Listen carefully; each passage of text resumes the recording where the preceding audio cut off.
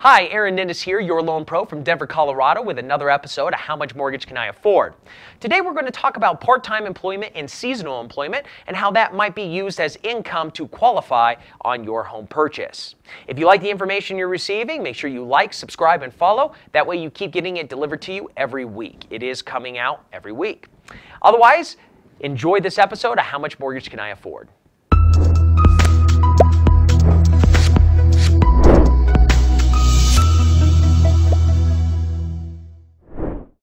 Well, thanks again for joining me for another episode of How Much Mortgage Can I Afford?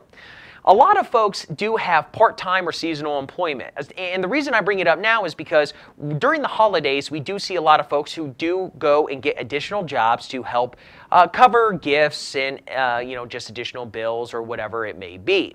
One of the questions that comes up through that is, how can I use that new income to qualify? There's a couple ground rules we have to follow, and it does depend on what type of loan you're going for. Government loans typically want to see a longer stability of usually a 2-year history on part-time or seasonal employment. So that's how those work. Conventional loans can actually be much lower than that, depending on what we can verify, but typically are usable after 1 year.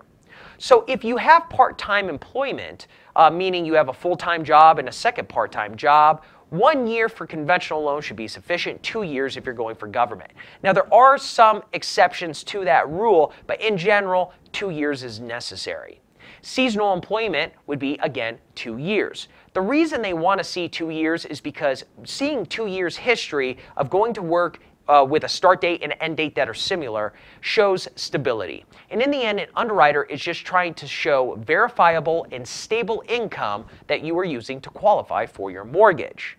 Whether it's seasonal or part-time income or brand new commission income, in general, the focus of all income types is stability. So during this holiday season, if you're finding yourself going into a part-time position, it will be very helpful for you to make your bills go down, help cover bills, but unfortunately it's probably not going to be highly usable in your mortgage. If this is the second or third time you have gone to work seasonally or part-time for a company as part of the holiday season, the good news is you probably have now shown a significant history of stability in that income, and it's now usable. How that income is usable is actually they add it up over that 2-year or 1-year period, divided by the 12 months, because they want to add it in on a monthly basis. So even if you do get the full value, it is averaged over a full year.